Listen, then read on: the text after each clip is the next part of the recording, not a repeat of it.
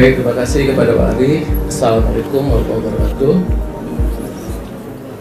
Yang pertama yang saya hormati Bapak Haji Arafahan SH CLA, kemudian adik-adik semua sudah hadir pada hari ini, semua mahasiswa ya, dengan berbagai macam fakultas dan berbagai macam mungkin universitas juga atau sekolah tinggi yang ada di Binjai. Laksanakan pertama-tama kita panjatkan puji syukur dari Allah Subhanahu wa taala. Kita masih diberi kesehatan. Kemudian kita dapat berkumpul di tempat ini untuk mendengarkan pengabdian masyarakat yang akan saya adakan pada hari ini 24 Juli 2025, mengingat bulan Agustus kegiatan kami di Fakultas Ilmu cukup banyak. Di tanggal 12, 13 sampai 15 itu kita ada PKKMB masa baru. Setelah itu kita mulai perkuliahan, kemudian ada kegiatan-kegiatan lain yang memang sangat banyak menyita waktu di Fakultas Ilmu Budaya. Sehingga kegiatan saya buat di tanggal 24 ini mengingat waktu cukup panjang. Karena saya membuat pada hari ini, teman-teman saya juga pun semua membuat pada minggu ini juga, serta minggu depan. Kemudian pada kesempatan ini saya terima kasih kepada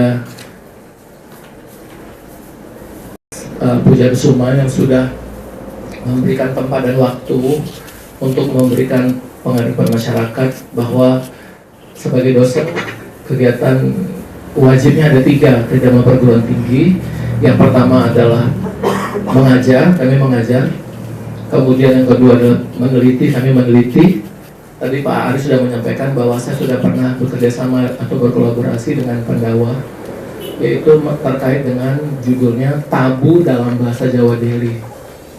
Dan itu adalah dana dari pemerintah hibah dari TPM. Dan sekarang sudah terbit di Shell Q1 Scopus. Jadi kita memang membuatnya tidak hanya dalam bentuk penelitian, tapi juga luarannya juga dibuat. Agar nanti mungkin mana tahu di sini ada yang ingin membahas tabu, bisa dibuka di Shell, ya. Kemudian ada membuat di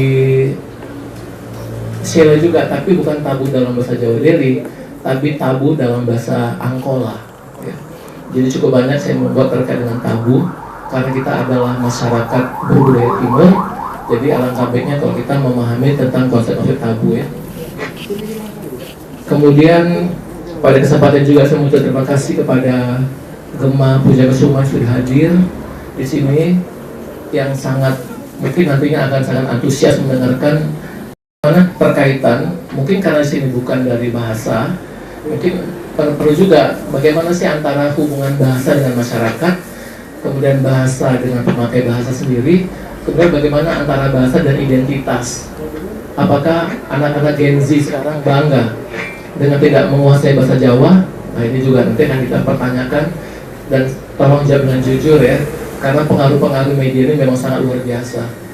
Tapi saya belum pernah lihat TikTok dalam bahasa Jawa. Nah itu nanti merupakan salah satu bentuk dari revitalisasi dari kegiatan ini. Mungkin nanti setelah kegiatan ini mungkin para mahasiswa bisa membuat TikTok dalam bahasa Jawa, podcast dan seterusnya. Karena selama ini kita hanya dalam bahasa Indonesia dan bahasa Inggris paling banyak yang ditampilkan. Kemudian harapan kita bersama dari kegiatan ini tentunya akan memberikan dampak yang baik terhadap bahasa dan identitas yang dimiliki oleh Puja Kusuma. Mungkin saya pikir ada banyak anak-anak muda sekarang yang memang sangat tidak memperdulikan bahasanya. Tadi Pak Haji sudah menyampaikan bahwa lahir di Surabaya, dibesarkan di Surabaya, menikah di Surabaya, tidak mengerti bahasa Surabaya atau bahasa Jawa Timur sendiri. Nah, ini kan mau dibilang apa ya? Nah ini kita dengan kegiatan ini semoga terbuka hati, pikiran dan nurani kita agar kita mau dan masih dapat mempertahankan bahasa dan identitas sebagai masyarakat Jawa. Itu saja yang sudah saya dapat sampaikan. Semoga kegiatannya ada kebermanfaatan ke depan. Dan harapan kita bersama sebelum kegiatan ini dimulai, kami dari Fakultas Ilmu Budaya tentunya para tim atau PKM ini memohon untuk membuat MOA dan IA. Karena semua PKM dan IA ini tentunya akan memberikan ranking tersendiri di dalam perguruan tinggi negeri sekarang yang berbasis kerjanya adalah IKU KP sekarang ya. Jadi indikator kinerja prioritas. Jadi semua kegiatan itu harus terukur Kalau misalnya pengaruh kepada masyarakat, mana buktinya? Kapan dilaksanakan? Untuk siapa? Mana bukti dan seterusnya? Dan itu nanti akan dipertanyakan kementerian. Karena ini kita kan kemarin menggunakan dana dari kementerian, dari apa? Dari USU sendiri. Sekarang memang dananya memang sangat-sangat efisien. Jadi memang semuanya serba diefisiensikan ya. Sehingga walaupun dengan jumlah yang terbatas, kita tidak menutup keterbatasan ilmu diberikan pada seluruh Pujaka Suma ini ya. Sehingga nantinya akan memberikan dampak yang baik dan bermanfaat ke depannya. Itu saja dari saya, sambutan yang saya sampaikan. Wabillahi walhidayah. Assalamualaikum. Terima kasih kepada Pak Ari. Assalamualaikum warahmatullahi wabarakatuh. Mungkin dari judul yang sudah saya buat di spanduk, mungkin akan tergambar ya, kira-kira apa yang saya sampaikan. Nah ini judul PKM saya ini akan saya kaitkan dengan bidang saya. Kebetulan S2, S3 saya adalah kajiannya sosiolinguistik. Apa itu sosiolinguistik? Sosiologi dan linguistik. Sosiologi masyarakat ya, itu bahasa, jadi penggunaan bahasa dalam masyarakat. Mungkin selama ini para Gen Z mungkin tidak tahu ya, atau tidak pernah memikirkan kalau sering menggunakan dua bahasa. Sering nggak di dalam chat pasti menggunakan bahasa Indonesia dengan bahasa Jawa, bahasa Indonesia dengan bahasa Inggris, dan seterusnya. Itu adalah bagian dari yang akan saya bahas pada hari ini. Mengapa kita menggunakan istilahnya kalau di dalam kajian sosiolinguistik disebut dengan campur kode dan alih kode. Jadi campur itu mencampur bahasa. Kemudian kalau alih kode mengalihkan bahasa. Jadi mungkin di sini kalau chat atau kalau ngomong sehari-hari di rumah juga mungkin menggunakan lebih dari satu bahasa ya. Yo mama mengko, aku pergi ke sana. Nah, campur dia. Kemudian wis mangan apa durung iki? Nanti lama aku sekarang belum makan. Campur-campur bahasa di rumah. Nah, ini menunjukkan bahwa kita adalah orang-orang yang menggunakan bahasa majemuk, lebih dari satu bahasa. Nah, kita tahu bahwa UNESCO sudah melihat bahwa Indonesia itu memiliki 700 bahasa daerah yang sangat banyak. Tetapi dari 700 bahasa itu, ternyata semua sekarang sudah mengalami kepunahan. Makanya pihak Dirjen Kebudayaan Jakarta itu dari tahun 2000 berapa sampai sekarang ini masih memberikan hibah yang sangat besar. Saya kemarin mau ikut hibah, ingin membahas mengenai ketoprak dor, tapi terlambat saya mendaftarnya. Sehingga data yang saya dapat baru kurang lebih 60%. Nanti sisanya akan saya lengkapin lagi, nanti tahun depan akan saya coba. Itu Mas An, dananya cukup besar, 200 juta minimal, dan paling besar 2 miliar. Jadi nanti kita akan masuk di dalam salah satu kegiatan yang diadakan di TV nasional, namanya Sang Maestro. Kemudian, kalau kita lihat bahwa segitu banyaknya sudah mengalami kepunahan bahasa-bahasa daerah, apa peranan Anda sebagai generasi muda? Apakah akan dibiarkan? Atau itu nanti akan menjadi milik orang luar negeri? Saya dulu pernah membahas di RTPM Agit mengenai Sahalara Jaon. Tahu Sahalara Jaon? Apa itu kira-kira? Iya, di Parababa Pasir Putih. Saya ngambil ke sana, dananya 130 juta dikasih pemerintah pada waktu itu. Saya membahas itu dan sudah menjadi buku. Nah, pada waktu membahas itu, bahan Sahalara Jaon sangat sedikit yang ada di Samosir, yang ada di perpustakaan Indonesia juga sangat sedikit. Di mana bahan bantu ada banyaknya? Ada di Belanda, Mas Pak Wahyu. Di Belanda, bayangkan sudah dalam menjadi bentuk dengan harga sekian ratus dolar harganya per buku. Itu menunjukkan bahwa mereka duluan mengambil data itu daripada kita. Bagaimana dengan bahasa-bahasa Jawa kita?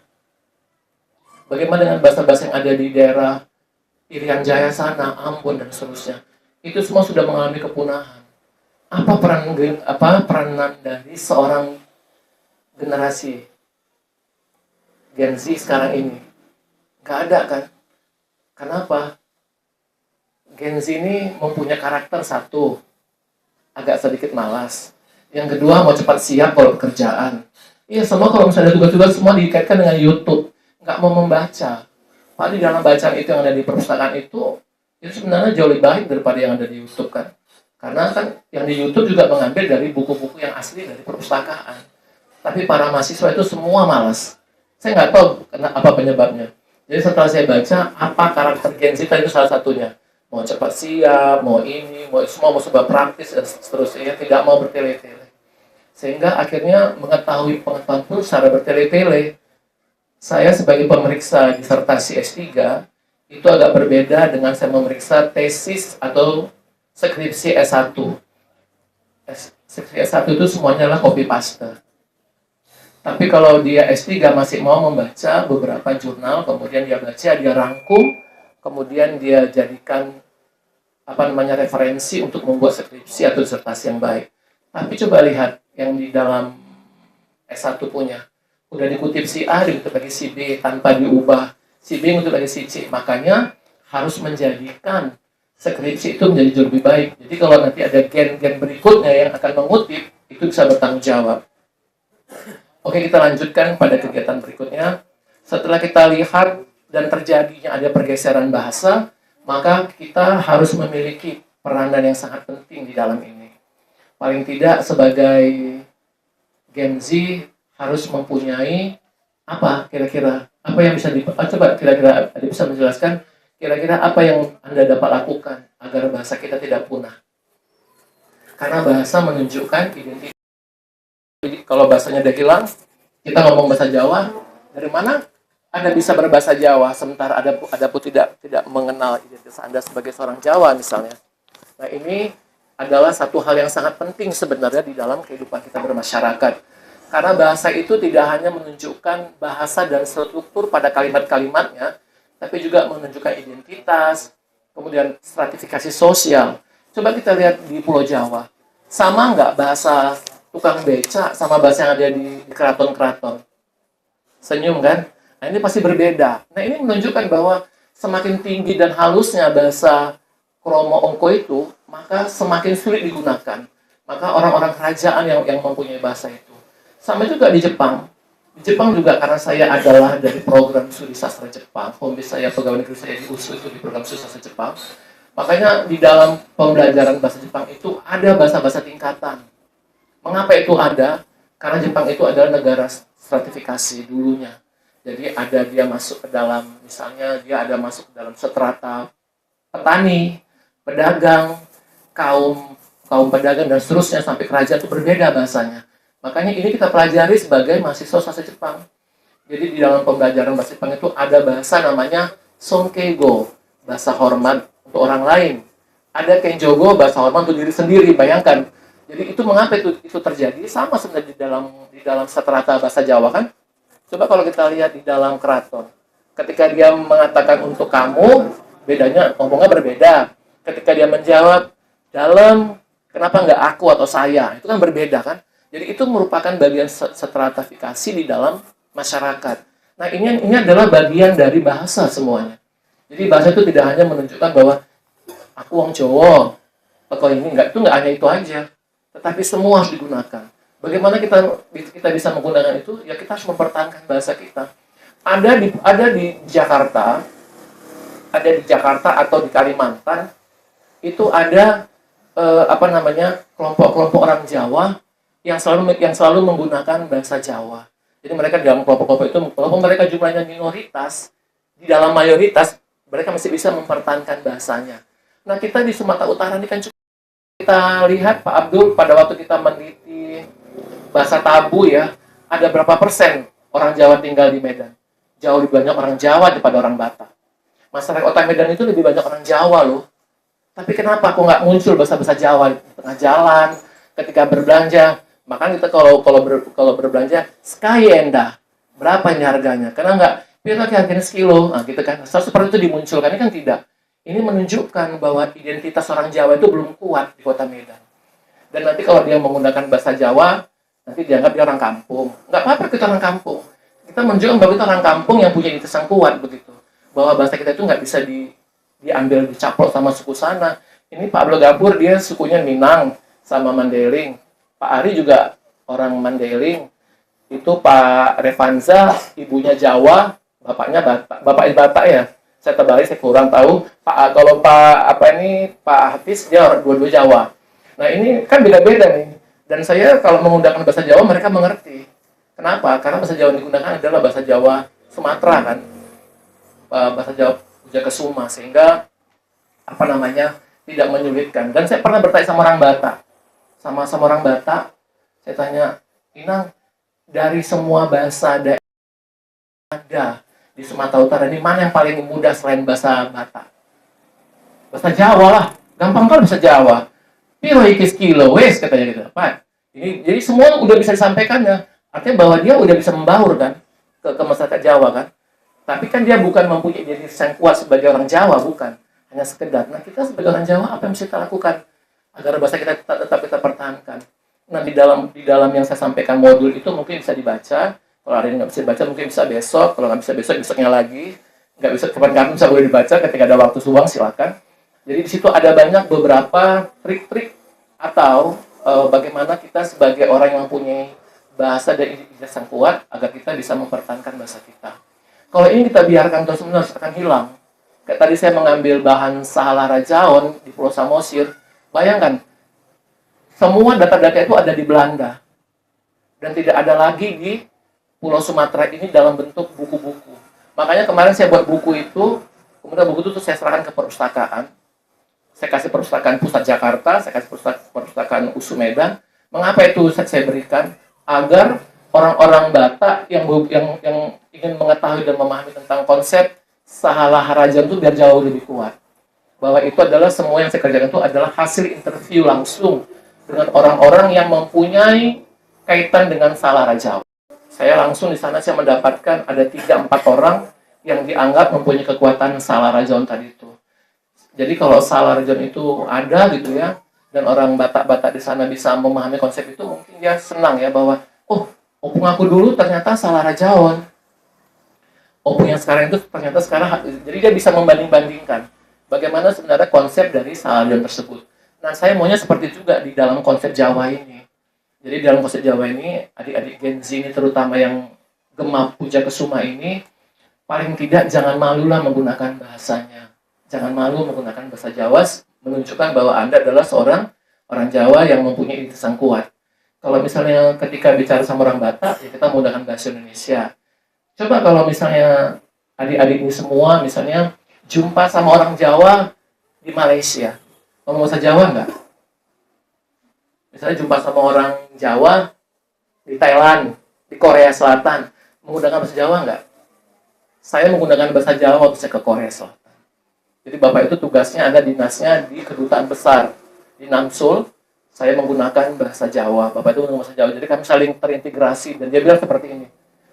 Baru kali ini Pak Puji saya ngomong bahasa Jawa. Dia orang Jawa. Bisa kalau di sini ngomongnya pakai bahasa Indonesia, bahasa Inggris selesai. Ini kalau kita ngomong makin dalam bahasa Jawa kan. Jadi menunjukkan keakraban kita dan menunjukkan kita sebagai seorang Jawa. Dan dia langsung jadi dianggap ini sedulur gitu loh. Jadi gitu. Jadi dia pun jadi bangga pas pulang ditelepon udah sampai mana. Kemudian saya ada memberikan sedikit hadiah, oleh-oleh udah sampai belum Pak Puji gitu. Jadi ini sampai ke situ dipikirkannya karena apa? Dianggapnya seperti saudara sendiri ya. Harapan kita bersama ke depannya nantinya dari kegiatan-kegiatan ini tentunya akan ada beberapa yang harus kita perhatikan. Yang pertama bagaimana cara mempertahankan bahasa Jawa yang menunjukkan identitas sebagai orang Jawa. Bagaimana caranya? Coba ada yang bisa menjawab? Bagaimana? Ada yang bisa? Ini kan masih semua. Walaupun bukan dari apa? Bukan dari program studi bahasa atau humaniora atau dari kesehatan atau dari mana kan perlu juga ya. Anda bekerja sebagai seorang kesehatan kan di rumah sakit kan menggunakan bahasa Indonesia. Nah, itu bagaimana mempertahankan bahasa Jawa di situ? Ketika bertemu dengan orang Jawa, apakah juga menggunakan bahasa Indonesia atau menggunakan bahasa Jawa atau gimana? Ada yang bisa menjawab? Iya, silakan. Untuk mempertahankan itu kita bisa berkomunikasi dengan bahasa Jawa aja. Oh iya, terus bagus. Itu aja? Kalau bisa di dalam komunikasinya itu bisa membahas tentang Jawanya, budaya Jawa supaya lebih dekat ke orangnya yang kita komunikasi. Oke, baik. Jadi Mbak ini dia akan berkomunikasi dengan menggunakan bahasa Jawa untuk mempertahankan bahasa Jawa tersebut. Tidak hanya itu aja ya, mungkin menceritakan kalau misalnya ada kesempatan waktu yang cukup panjang di situ bisa misalnya kan ini kan kerja di kesehatan. Tapi kalau panjang-panjang cerita pasiennya kasihan. Jadi bisa juga mendalami yang lain ya, misalnya entah di luar dari konteks itu, pas jam istirahat 1-2 jam, saya duduk di kantin sambil ngobrol menggunakan bahasa Jawa dengan baik ya. Jadi walaupun kita jumlahnya minoritas, jangan mau kalah sama mayoritas. Tadi saya sampaikan di Kalimantan itu, ada beberapa mahasiswa atau beberapa pekerja dalam satu kos itu, dia misalnya dari mana datang, kumpul, mereka tadi kan nggak kenal kan, ketika berbicara ternyata dari Jawa dan mereka menggunakan bahasa Jawa. Nah, ketika menggunakan Jawa itu terus mereka buat paguyuban di Kalimantan itu.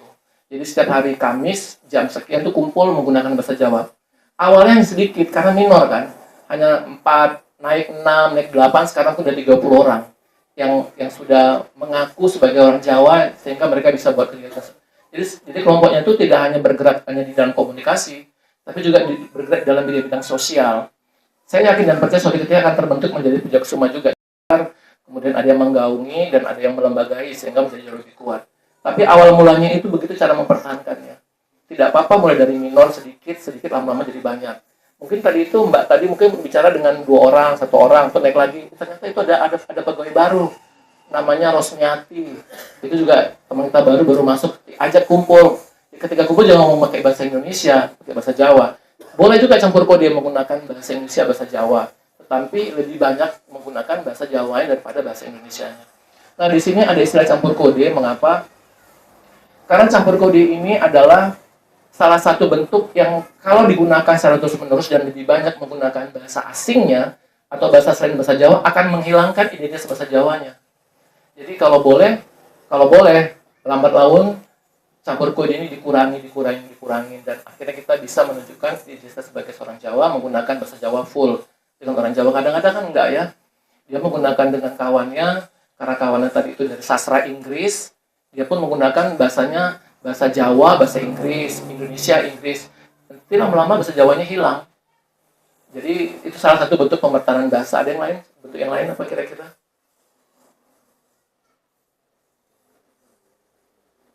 Seperti pujakusuma misalnya ya, cukup banyak di sini kan. Ada tadi kegiatan, ada yang misalnya ada yang membuat pertunjukan budaya, ketoprak. Tadi saya mau buat ketoprak door ya sama Pak Abdul Ghafur, tapi waktu sudah cukup mepet ya. Tapi kami sudah melis kira-kira apa yang akan kami kerjakan untuk ke depan. Jadi mengapa saya pilih ketoprak door? Karena di tahun 2024, Mas An, saya, Prof. Budi Agustono, Ibu Sendewi membuat mengenai ketoprak door itu di Lubuk Pakam.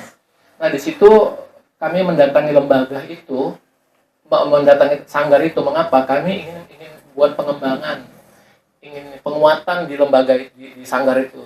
Kami tanya kira-kira, Mas di sanggar ini apa yang mau dikuatkan? Kami di sini ada banyak kegiatan Pak Puji, ada kuda kepang, ada segala macam. Tapi ketoprak door yang masih lemah. Nah, kami kuatkan. Apa yang ketoprak door tersebut? Mereka tidak ada alat untuk membunyikan doornya itu. Kan kalau dia masuk kan door gitu ya, dipukul gongnya itu kan. Nah, itu nggak ada alat pemasan. Jadi kami menyumbangkan alat, menyumbangkan apa untuk pihak sanggar. Dan sekarang kami tanya gimana perkembangan selama kita pendampingan 1-2 bulan. Dia sudah berani tampil ketoprak door tadi dengan para pemain sederhana. Kemudian sudah bisa menghibur masyarakat setempat di Lubuk Pakam itu. Dan sudah ada perkembangan. Dan ini yang kami mau. Tapi memang tidak berlanjut panjang. Karena memang ketika dia akan menampilkan itu perlu ada pendanaan, ada segala macam lah ya untuk persyaratan itu yang tidak terpenuhi mereka dengan baik, sehingga bahkan kemarin itu berjalan sampai 2-3 bulan. Tetapi kami bangga bahwa ketoprak door sampai sekarang masih dimanfaatkan. Yang kami berikan itu sebagai sumbangan sekarang masih dipakai sama pihak sanggar tersebut. Nah, ini kan sebenarnya ketoprak door itu di Sumatera Utara ini ada cukup banyak di Kabupaten Serang ada, Kota Mati ada. Dan semuanya dulunya memang bergerak cukup kuat. Misalnya nanti kegiatan ada apa di sana, ini pegang itu kan. Nah, sekarang semakin melemah. Kenapa? Karena sudah tidak ada lagi yang mendukung. Tidak ada yang mendukung, tidak ada yang mengundang, tidak ada yang membuat ide untuk mengembangkan ketoprak door. Mungkin ceritanya seperti itu aja membosankan dan seterusnya. Nah, ini kan perlu ada revitalisasi ke depan kan. Jadi makanya saya kemarin ingin mengambil ketoprak door karena darah cukup banyak. Saya akan menyumbang ke sanggar-sanggar ketoprak itu apa yang mereka perlukan, dan nanti mereka akan di-syuting ya, dan nanti hasilnya akan diserahkan ke Kementerian. Jadi sebenarnya ini adalah tugas sosial yang cukup berat sebenarnya, karena kan untuk mengambil data masing-masing ketoprak itu kan cukup jauh tempatnya. Kemudian juga mengumpulkan para pemain juga sangat sulit ya. Sehingga kami nanti akan bekerja sama dengan budayawan Sumatera Utara terkait dengan ketoprak. Kemudian juga dengan pihak-pihak yang terkait dengan mungkin cukup banyak yang akan dikerjasamakan. Karena pihak Jakarta juga akan minta surat-surat itu sebagai bukti bahwa kita memang terlibat di dalamnya. Nah, berikutnya tadi sudah mempertahankan. Kemudian apalagi yang kita kerjakan? Merevitalisasi. Jadi bagaimana supaya ini tidak punah, supaya bahasa Jawa tidak punah, maka kita buat revitalisasinya. Apa salah satunya bentuk revitalisasinya? Banyak ya. Misalnya selama ini kita kalau lihat TikTok menggunakan bahasa apa? Bahasa Inggris, bahasa Indonesia. Sekarang kita ubah. TikToknya menggunakan bahasa Jawa ala Pujakesuma. Buat TikTok, ya kan itu banyak kan handphone yang bisa dimanfaatkan. Coba buat TikTok Pujakesuma Jawa dari Sumatera Utara, coba lihat. Coba itu dibuat. Pasti akan menjadi tandingan buat orang-orang Jawa sana. Ternyata ada Pujakesuma di Medan itu seperti ini gitu. Dan ternyata para gema Pujakesuma itu memang sangat-sangat kreatif. Buatnya bentuknya apa? TikTok, podcast, apalagi banyak yang bisa dibuat ya. Mungkin dibuat lomba pidato bahasa Jawa. Ya, ala Pujakesuma, nggak ada yang melarang. Kenapa saya melarang? Kan tidak melarang. Bahwa kita bentuknya adalah revitalisasi supaya itu tidak hilang. Jadi kita buat menjadi jauh lebih modern bahasa itu. Kalau orang bisa membuat jauh lebih modern bahasa Inggris, ya kan? Kita bisa juga membuat seperti itu. Jadi kita mencontoh cara kerjanya. Kalau kerjanya apa, kita tiru. Isinya apa, kita ubah menjadi bahasa kita. Gitu. Kalau dibuat seperti itu kan menarik ya. Tapi kalau dibuat hanya kayak biasa-biasa aja, mungkin orang jenuh. Jadi makanya supaya tidak jenuh dan itu bisa menjadi panduan yang kuat untuk Gen Z terutama. Saya yakin dan percaya Gen Z yang betul-betul menjaga bahasa dan identitasnya, bahasa Jawanya akan terjaga dengan baik. Tapi kalau tidak, selesai. Karena saya kemarin salah rajamnya di dan Toba itu nggak ada yang bisa menjawab. Saya tanya anak-anak muda, angkat tangan semua. Nggak tahu kami bang. Betul kami nggak tahu bang masalah itu. Sekarang abang coba hubungin bapak ini, bapak yang kastelnya jalankan kami ke sana, kami jumpai, dan dia bisa menjawab. Bapak itu waktu menjawab itu umurnya 65 tahun. Kan nggak masuk Gen Z kan? Tapi yang sekarang udah saya yakin kalau itu nggak dibuat dalam bentuk revitalisasi, hangus hilang. Saya nggak tahu apakah nanti ini bahasa Jawanya akan berkumpul di Belanda juga, atau berkumpul di mana? Di Selandia Baru, atau di mana saya nggak tahu. Di sana sudah perlu perpustakaan yang punya kita di sana sudah tersusun rapi semua. Jadi kalau kita bisa bernegosiasi antar negara itu bisa dikembalikan. Kalau tidak, selesai lah. Jadi kalau kita biarkan, maka ini akan hilangkan ya. Para gema Pujakesuma, terutama yang anak-anak muda yang Gen Z ini, sebagai mempunyai identitas yang kuat sebagai orang Jawa.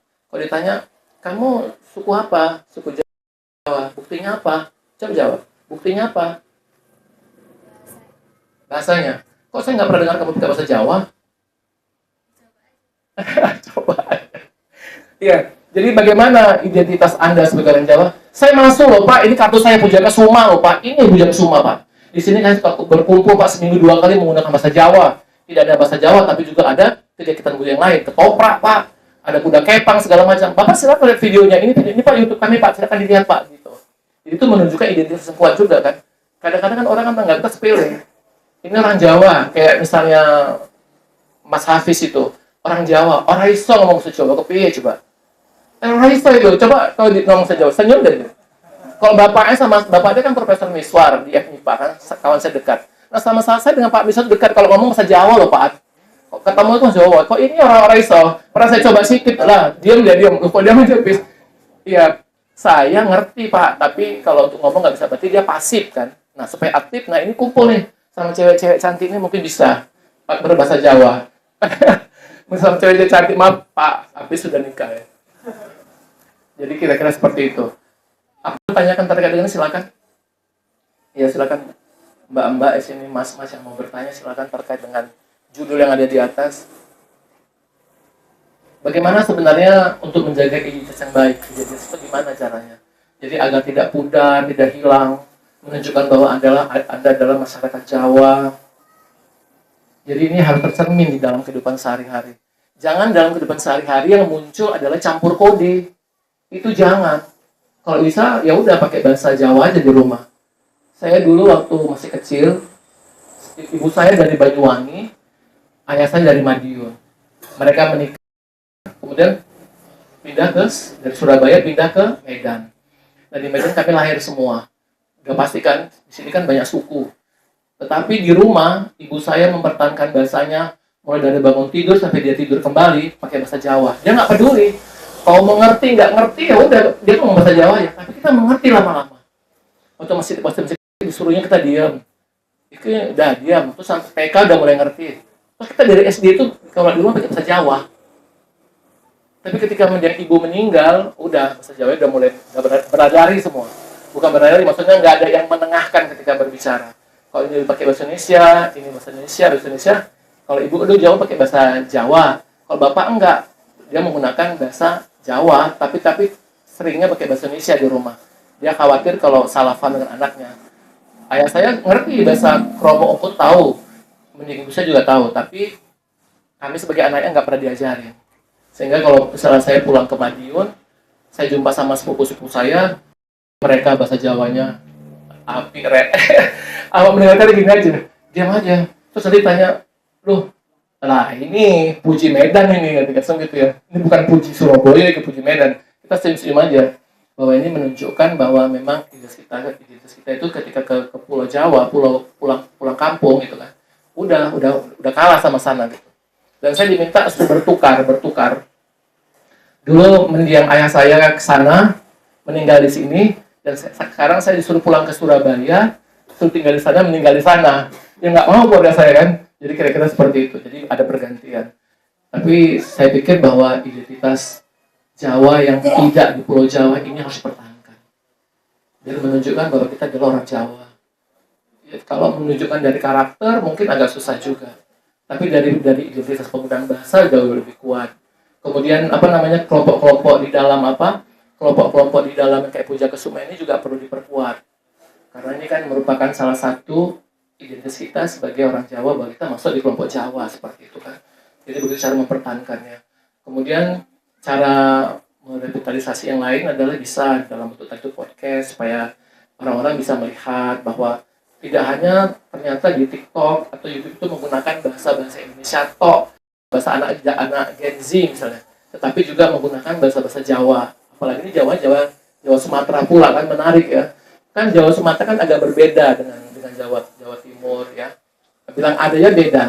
Ada yang bilang ono, eneng dan seterusnya macam-macam kan. Itu akibat dia sudah bercampur dengan yang lain, sehingga itu akan terjadi perubahan sampai ke bawah itu akan berubah. Makanya sebagai generasi Gen Z, saya pikir Gema Puja Kesuma ini punya kekuatan yang luar biasa untuk mempertahankan bahasa dan identitasnya sebagai pemakai bahasa Jawa utama yang ada di Pulau Sumatera. Kira-kira seperti itu. Ada yang berpertanyaan dalam kegiatan ini? Ada yang bertanya? Silakan. Jika ada. Iya, silakan Mas An.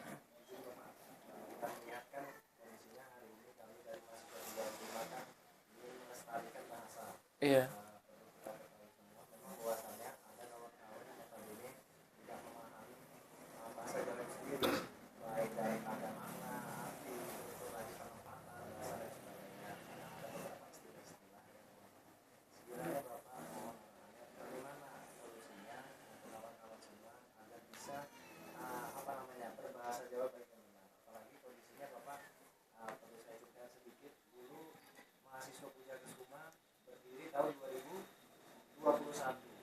Saya masuk 2018. Izin Bapak, saya mengenal teman saya yang dekat dan sampai saat ini jadi sekretaris saya, itu Mas Ahmad Maulana. Kami berdua lah yang memulai berbahasa Jawa di hukum musuh Bapak. Sampai diejek, berasa di Jogja kami ada. Kami pakai belangkon saja Pak. Dimana kami di situ kita ketahui prioritas. Iyalah. Dan kami tak tahu ternyata aslinya orang Jawa sebanyak itu di hukum musuh. Tapi lambat laun kami selidiki ternyata satu. Karena terkesan kuno, putih. Iya, tadi kan kampungan, wong kampung. Klinik. Klinik pula Pak, asalnya bahasa Jawa. Itu ngerinya. Jadi kira-kira gimana Pak agar dapat merubah persepsi agar kami semua ini berani menggunakan bahasa nenek moyangnya. Oke. Baik, terima kasih Mas An. Jadi sebenarnya bahasa itu dimulai dari yang kecil dulu. Di mana itu? Di rumah. Di rumah dikuatkan dulu. Jadi kalau untuk sekolah, media segala macam itu tambahan. Nah, di dalam keluarga ini kalau memang kuat dia menggunakan bahasa, secara otomatis dia keluar pun nggak malu. Mengapa? Karena pasti ada kata-kata atau nasihat dari orang tua di rumah. Saya ojo isin, ngomong bahasa Jawa nang jopo kono. Misal kapan tok karo konco ya ngomong, gitu kan. Itu kan akan disampaikan sama orang tua. Dulu mendiang ibu saya menyampaikan itu sama kami satu keluarga. Jadi kalau misalnya Puji keluar, nama saya itu di rumah tuh Lili. Karena paling cilik kan. Jadi kalau jumpa sama kawan di luar sana tapi ngomong bahasa Jawa dia. Jangan malu menggunakan bahasa Jawa. Karena itu adalah menunjukkan bahwa kita memang orang Jawa. Artinya dia nggak bisa mengatakan identitas, namanya orang tua kan. Jadi kata-kata identitas kan dari identity dari bahasa Inggris. Itu kan itu baru sekarang muncul ya. Kalau dulu kan nggak ada, itu sampaikan semua. Dari si mbak saya yang gede sampai sing cilik, semua disampaikan semua itu. Di awal. Jadi setiap kita kumpul keluarga, Mbak Kai pun ngomong seperti itu. Jadi dimulailah penguatan namanya ya. Jadi penguatan itu dimulai dari keluarga dulu. Kalau di keluarga ngomongnya campur-campur udah otomatis. Apalagi di luar ditengoknya kawannya dia Jawa tapi Jawa modern misalnya. Mamanya bahasa Inggris, bapak bahasa Jawa. Wih, ini modern kali. Jadi ketika kita ngomong pakai bahasa Jawa sama dia, tadi itu ada rasa anak klinik, kemudian anak kampung segala macam. Jadi seperti itu. Oh, ini bapaknya dukun ini makanya bahasa Jawa. Jadi identik dengan sesuatu yang negatif misalnya kan. Jadi seperti itu. Jadi penggunaan identitas yang baru dimulai dari keluarga dulu. Nanti dari keluarga baru dari sekolah-sekolah yang mendukung. Di sekolah itu sebenarnya perlu ada ini juga Mas An, misalnya kegiatan-kegiatan budaya.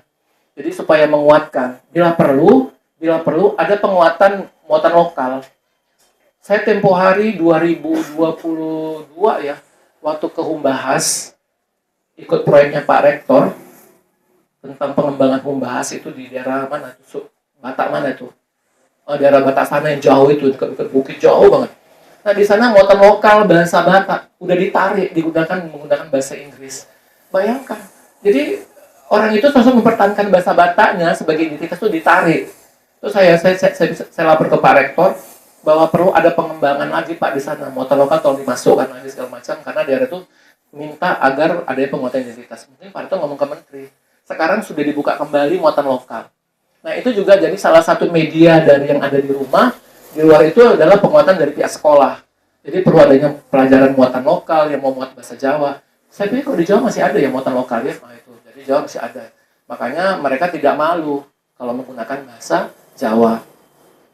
Nah, di Medan ini yang notabene-nya bahwa orang Jawa itu adalah dikatakan minor, itu salah. Penduduk kota Medan itu paling besar adalah suku Jawa, paling besar. Mengapa tidak menggunakan bahasa Jawa? Itu tadi, kalau dia bahasa Jawa dianggapnya dia kampungan. Kalau belanja ke pajak dia kalau menggunakan orang-orang desa iki. Itu sampai ke situ loh image seorang. Tapi kita sebenarnya kalau kita sebagai seorang yang punya desain, kita nggak peduli itu. Masuk kanan keluar kiri. Mengapa? Saya memang orang Indonesia, tapi keluarga saya, ibu saya, dan bahasa ibu saya adalah bahasa Jawa. Makanya ada mother language kan, bahasa ibu kan, nggak ada ayah language kan, yang ada ibu. Jadi kita padi berbahasa Jawa di sini semua, kan dari lahir itu kita sama ibu, lahir ibu yang menyusui, yang membesarkan mangan, ketika makan ibu bahasa Jawa. Oh, apa ini tipu. Jadi kita didengar dari kecil tuh didengar tuh kata-kata tipu apa segala macam. Kita udah tahu sebenarnya. Tapi kita kan menyampaikannya ketika dapat kawan sebelah Simanjuntak, sebelah Simangongsong, artinya kata-kata pun tidak muncul. Tapi kalau kawan kita yang Sutrisno, Slamet mungkin muncul ya di kelas. Dan itu kan menunjukkan bahwa kita sebenarnya tidak kuat menggunakan identitas sebagai seorang pemilik bahasa Jawa. Kemudian apalagi yang lain yang bisa kita buat itu tadi? Tadi sudah dari pihak sekolah, dari pihak diri sendiri. Nah, media-media online perlu juga kita kembangkan. Jadi kalau misalnya kita lihat orang menggunakan TikTok segala macam menggunakan bahasa, ada juga kan orang yang tidak menggunakan bahasa Indonesia ketika menggunakan TikTok, ada kan? Ambon ya, orang Ambon dia menggunakan statue segala macam menggunakan bahasa dia, dan itu kita tiru pula lagi ya, kita mengikuti. Sekarang kita pakai bahasa Jawa itu apa gitu, statue itu apa, bisa kita buat seperti itu sebenarnya. Punya kekuatan yang kuat di dalam identitas kita ini. Kemudian satu ya, jangan malu menggunakan bahasa kita ketika kita bertemu dengan sesama orang Jawa. Ini Batak, ini ya, kita sebenarnya orang Jawa. Ketika tidak menggunakan di dalam bentuk posisi diskusi menggunakan bahasa Indonesia, nggak apa-apa secara pribadi menggunakan bahasa Jawa. Sebentar ya, kadang pakai bahasa Jawa dulu, dari dulu bahasa Jawa kami ngomong. Terus kalian mojok berdua di situ kan ngobrol pakai bahasa Jawa. Itu merupakan salah satu bentuk, itu kan, salah satu bentuk pemertahanan bahasa juga kan, di depan umum. Tapi kita sampaikan bahwa A dan B, mohon maaf, kami mau berbicara agak sedikit serius menggunakan bahasa Jawa, karena kami ada. Sampaikan saja, tidak menjadi masalah. Ya kira-kira begitu, Mas An. Ya, oke. Silakan lagi yang lain. Ada silakan. Iya, takon kini, wis.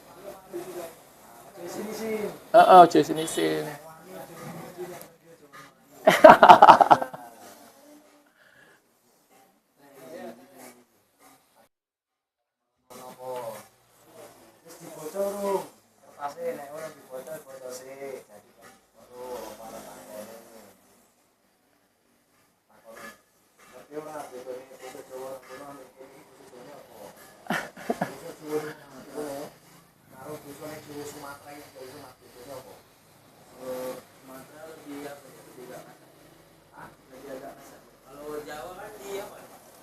Iya, jadi dulu sejarahnya bahwa orang-orang Jawa itu datang ke Medan itu kan untuk dipekerjakan di perkebunan. Jadi makanya banyak gejala dari Serdang sana daripada di kota Madia Medan. Kemudian mereka bercampur dan menikah dengan masyarakat kota Medan. Jadi ketika menikah itu tidak sesama Jawa, tapi orang Melayu, Batak, dan seterusnya. Sehingga sampai sekarang untuk murah. Ada juga yang sama Jawa. Itu saya dapatkan pada waktu saya mengumpulkan data tabu tadi dalam bahasa Jawa Delhi. Kan tabu kan mungkin di dalam masyarakat Batak sama Jawa ada sama-sama tabu nih. Tapi ada juga yang orang Batak biasa aja. Kalau kami biasa ngomong kayak gitu. Kau. Kepala kau tuh udah biasa. Tapi kalau kita bilang sama orang, bilang ke Bapak endasmu gimana coba? Kan tabu kan, nggak boleh kan? Itu kira-kira seperti itu. Jadi ini juga yang bisa membuat perkembangan bahasa itu berubah. Tadinya dia menggunakan kromo inggil atau kromo apa, dia lambat laun akan menghilang. Mengapa? Karena masyarakat pengguna itu sudah semakin menipis. Mungkin pada waktu dia berangkat dari Pulau Jawa satu kapal itu semua mesti menggunakan bahasa Jawa yang halus. Tapi ketika dia sampai ke Medan, sampai ke Sumatera Utara, dia ada perkebunan, dipecah, satu kerja di kebunan A, perkebunan B, dan seterusnya, menikah di situ, udah berubah lambat laun. Apalagi sekarang keturunan udah pada habis kan. Sekarang tinggal anak-anaknya, udahlah, anak-anak lagi udah kawinan sama suku Batak, sudah sama orang Makassar, segala macam, ya sudah makin hilang. Jadi kalau ditanya mana yang lebih halus, memang aslinya memang dari Pulau Jawa sana. Jadi ketika masuk kemari, orang-orang yang bisa mempertahankan itu misalnya seperti ketua Pendawa, ketua Pujaka Suma, yang orang-orang yang tua-tua itu masih bisa mempertahankan bahasa Jawa halus. Tapi kalau yang sudah urutan keberapa, itu sudah mulai makin kemari, ini Gen Z udah makin hilang. Jadi makanya Gen Z ini diperkenalkan sekarang. Tadi saya sudah sampaikan beberapa cara mempertahankan dan merevitalisasi bahasa-bahasa itu. Jadi nanti kalau misalnya mau buat, misalnya nih menikah sama orang Jawa, mbak yang baju biru. Nanti kalau buat TikTok, jangan menggunakan bahasa yang lain sama suami sama anaknya. Menggunakan bahasa Jawa misalnya. Jadi dia hidup terus.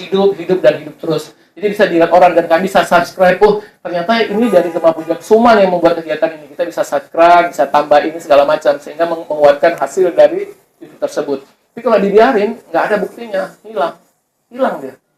Lama-lama, makanya kita ada 700 bahasa, sekarang udah tergusur kan. Ada yang masih bertahan. Nah yang hilang ini gimana cara mendapatkannya? Karena apa? Masyarakat pengguna udah nggak ada. Dia tuh digunakan sampai tahun sekian. Bagaimana dia bisa menimbulkan? Makanya sekarang ini digalakkan apa? Dokumentasinya, perpustakaan, kamus elektronik, semua dibuat seperti itu. Agar tidak hilang ke depan. Kalau nggak hilang, hangus. Bayangkan kalau sudah hangus, memunculkan kembali. Sementara generasi itu udah habis, nggak ada lagi. Jadi makanya sekarang ini pemerintah menggalakkan dari UNESCO tuh, makanya dia membuat uang sampai sekian miliar dengan menggunakan para orang-orang pemilik modal, terutama untuk yang berhubungan dengan budaya. Karena budaya adalah itu tadi identitas dan ciri khas dari satu negara. Ini kalau hilang udah susah. Jadi makanya harapan dia itu seperti contoh kayak tadi itu misalnya ketoprak dor. Apa mas-mas yang ada di sini semua yakin bahwa itu akan ada sampai tahun 2020? Belum tentu. Nanti jangan-jangan 5 tahun ke depan itu udah sama sekali udah ada itu ketoprak dor di Sumatera Utara. Gimana kalau kita ingin membuktikan itu ada? Maka dari sekarang kita buat penelitiannya, kita buat apa videonya, kita buat kamusnya segala macam, kita buat dalam bentuk-bentuk seperti itu agar tersave dengan baik ya. Jadi kalau itu nggak dibuat, hangus lah. Jadi kita nggak tahu siapa pelaku dari Ketoprak Door. Jangan-jangan di Ketoprak Door tahun 2020 Mas Adit ketuanya. Yang mungkin dari Puja Kesuma ya kan. Oh ternyata masih ada itu Puja Kesuma yang pegang itu. Jadi nanti tim-tim UNESCO bisa datang ke Puja Kesuma Adit dan wawancara. Jadi jangan dibiarkan seperti itu. Jadi sebagai generasi Gen Z, saya pikir alangkah baiknya kalau mempertahankan itu dengan baik ya. Oke, ada yang mau tanya lagi silakan. Kayak yang Bapak bilang tadi kan, kalau bahasa Jawa itu sekarang di masyarakat itu udah tabu gitu kan. Bukan tabu. Ya udah mulai punah. Iya, gitu. udah mulai bergeser. Kayak misalnya saya, orang tua saya aja, saya tuh jarang menggunakan bahasa Jawa. Bahkan dia pun kurang fasih dalam bahasa Jawa. Berarti di almarhum nenek saya. Jadi kan kalau misalnya kayak Bapak bilang tadi, di rumah dimulainya, kami juga bingung karena kan udah nggak ada yang mau memulai gitu kan. Jadi kan untuk saat ini tantangan untuk membudayakan bahasa Jawa itu udah lumayan sulit gitu kan Pak. Nah, saya ingin bertanya kira-kira bagaimana supaya orang tertarik gitu untuk belajar bahasa Jawa dan berhenti untuk malu sehingga bisa membudayakan. Oke, baik. Nah, di rumah aja Mbak ini udah nggak pakai bahasa Jawa. Ayahnya udah pakai bahasa Indonesia. Terputus dari nenek ya. Nenek itu pakai bahasa Jawa, nenek udah nggak ada sekarang, ayah nggak menggunakan bahasa Jawa.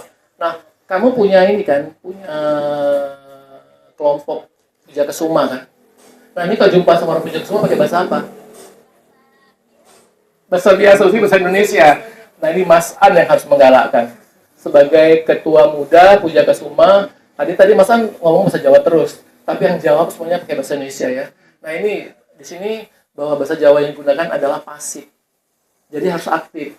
Jadi apa namanya kalau misalnya nggak ngerti, susah memulai bahasa Jawa itu apa namanya? Jadi Mas An harus membuat kegiatan lain, misalnya ada perkumpulan apa gitu yang menggunakan bahasa Jawa. Kemudian ada pertunjukan ketoprak yang menggunakan bahasa Jawa. Jadi ketika dia nanti Mas An kasih tugas sama orang ini, kira-kira isi ketoprak itu apa ya? Itu kan pakai bahasa Jawa tuh. Jadi mereka mencoba untuk itu. Atau paling tidak melihat YouTube yang berbahasa Jawa. YouTube yang berbahasa Jawa ada kan, coba dilihat. Sama ini kan YouTube-nya bahasa apa yang dilihat Inggris? Atau YouTube gosip. Ya nggak usah itu dilihat yang untuk mempertahankan diri. Mulai sekarang kalau lihat YouTube yang berbahasa Jawa, ada nggak YouTube berbahasa Jawa? Ada, tapi tak banyak.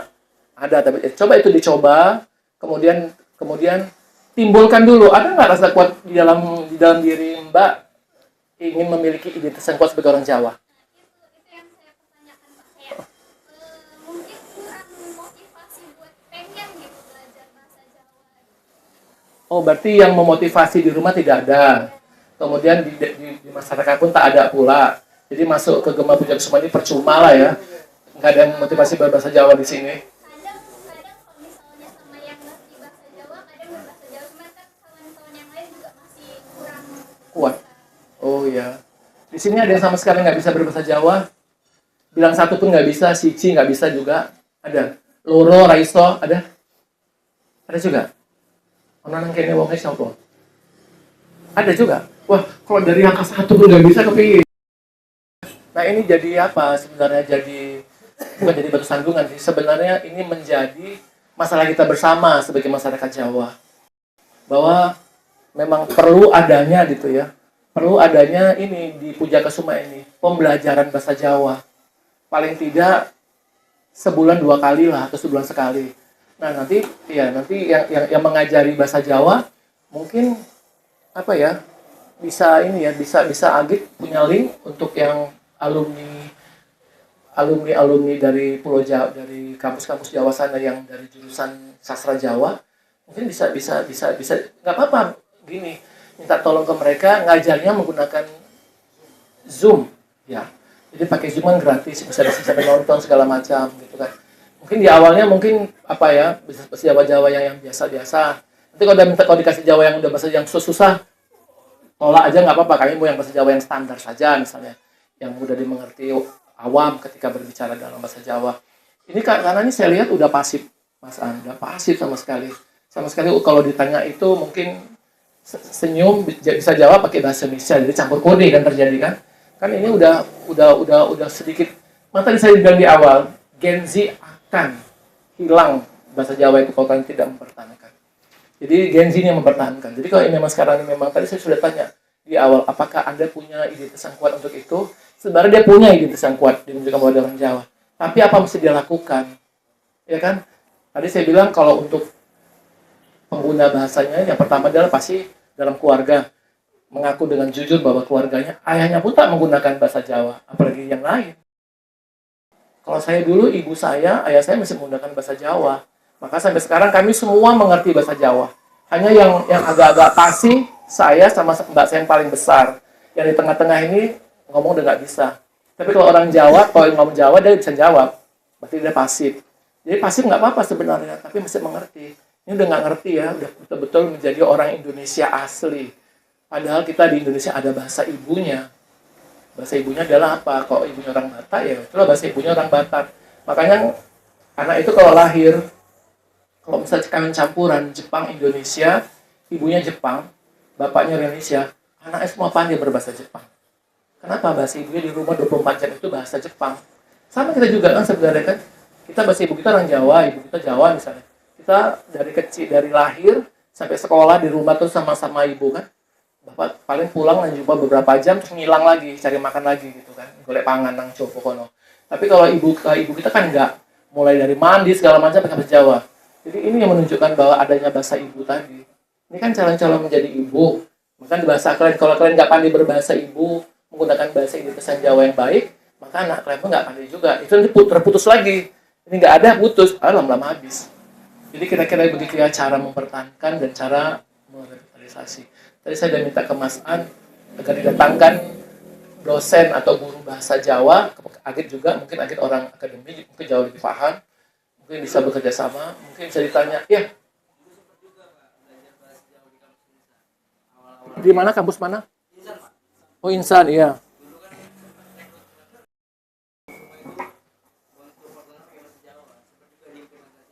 Nah, terus?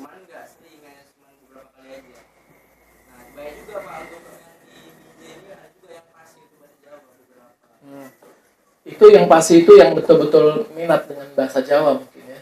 Itu yang betul-betul Jawa itu. Oke. Misalnya tidak terputus ya. Oke. Dan yang belajar pada waktu itu berapa orang jumlahnya?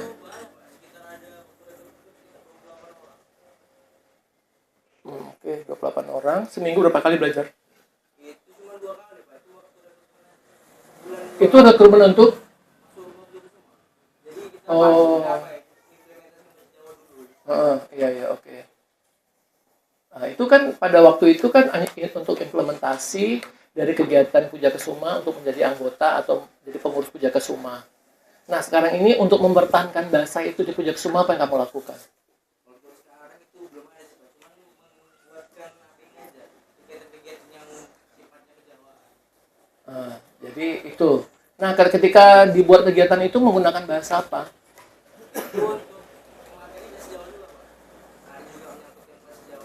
Ada menyangkut bahasa Jawa. Nah, yang kalau misalnya menyangkut dengan bahasa Jawa, kira-kira Gen Z ada yang datang nggak? Banyak. Yang datang tuh, banyak yang datang. Ngerti nggak pada waktu itu disampaikan apa? Ngerti. Nah, kalau mengerti berarti pasif. Berarti tinggal mengaktifkan aja, membiasakan. Pokoknya setiap ketemu, setiap ngobrol, apa aja yang berhubungan dengan kegiatan sehari-hari yang tidak mempunyai hubungan yang jelek dengan orang lain, misalnya menjadi orang lain tidak usah, ini harus menggunakan bahasa Jawa dengan baik dan benar. Ya. Jadi kalau itu, mungkin Mbak ini kalau dengan baik ngomong, Kak Jumpa tadi ngomong bahasa apa tadi pas jumpa? Bahasa Indonesia ngomong Jawa lah. Kayak tadi Mas An, Kulon monggo, itu udah bagus seperti itu. Jadi Kak Jumpa gitu juga, kalau jumpa di mana-mana Kulon Assalamualaikum misalnya. Boleh silakan. Tapi ada kata-kata Kulon dimasukkan, masuk dulu baru masuk bahasa Arab. Nah, jadi habis itu baru ngomong, kepi ngene-ngene ceritakan tuh bahasa Jawa. Campur-campur tuh nggak apa-apa lah daripada pasif sama sekali. Jadi mulai dari pasif naik sedikit lama-lama kan jadi terbiasa. Jadi kalau udah terbiasa ketika bertemu dengan koncone wes ngomong bahasa Jawa lain, nggak ngomong bahasa yang lain. Ya kan? Kira-kira seperti itu. Oh, jadi di kegiatan Puja Kesuma sebenarnya ada kegiatan-kegiatan budaya menggunakan bahasa Jawa. Itu bahasa Jawa Jawa mana? Oh, Jawa Delhi, oke. Dan peminat Gen Z-nya ada ya? Tapi lebih banyak orang tua ya? Oh iya, di Gema, sorry. Di Gema itu masih semua, berarti anak-anak muda semua ya? Ada yang bertanya pada waktu kegiatan menggunakan bahasa Jawa, kan ada kegiatan nih. Terus, ada yang pertanyaan, Pak, Iki, Pak, Sici. Nah, dan ngomong seperti itu ada nggak? Pak, pakai bahasa Jawa? Ada. Oh, bagus lah, berarti itu sudah ini. Sudah apa namanya?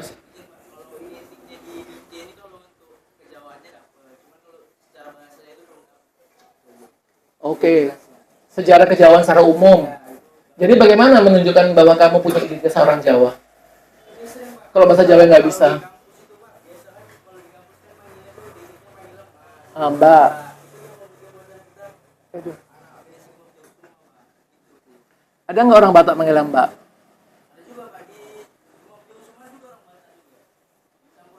Oh, keturunan, kelahiran ya, campuran ya. Jadi Mas An anggotanya campuran boleh ya? Kita di keanggotaan itu Bapak ada dua jenis keanggotaan di antara dasar anggaran rumah tangga kita.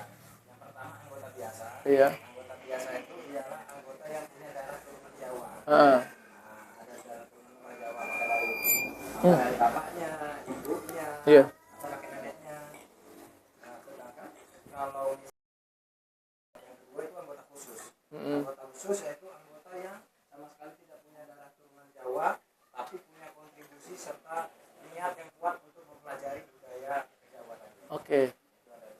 Nah, kita sebagai orang Jawa kan harus punya identitas yang kuat. Nah, ini kita harus perkuat. Jadi kalau tadi yang sistem yang kedua, oke lah. Kita geser, kalau ada yang mau belajar silakan, nggak jadi masalah. Yang penting mempunyai kontribusi yang kuat untuk kegiatan Jawa. Nah, kita yang nomor satu tadi itu, yang orang Jawa, suku Jawa, kemudian ayah ibu kita Jawa. Nanti gimana cara mempertahankan identitas tadi itu tadi lah coba. Jadi di dalam kehidupan sehari-hari, ketika bertemu dengan teman-teman yang ini, dengan teman-teman yang lain juga, gunakan bahasa Jawa. Jangan gunakan bahasa Indonesia. Coba kalau dia gunakan bahasa Indonesia, kamu pakai bahasa Jawa, apa jawaban dia? Pasti dia akan berbalik menggunakan bahasa Jawa. Jadi begitu. Jadi kalau udah terpancing, tapi itu ngomong bahasa Jawa terus.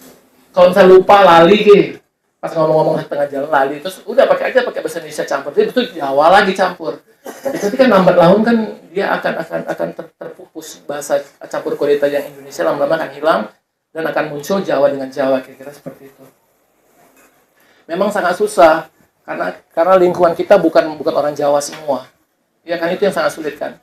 Kayak saya dekat sebelah rumah saya itu depan orang Batak, samping situ Jawa, ini Batak Jawa.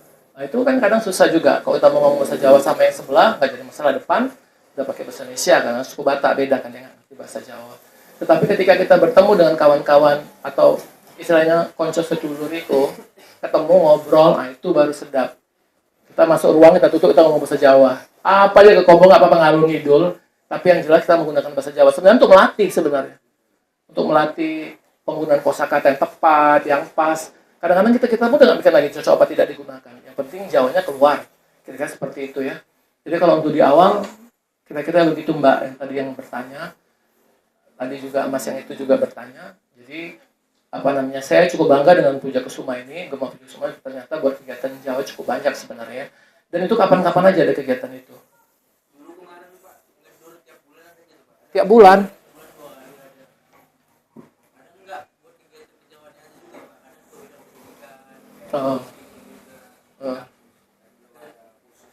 Di kampus mana?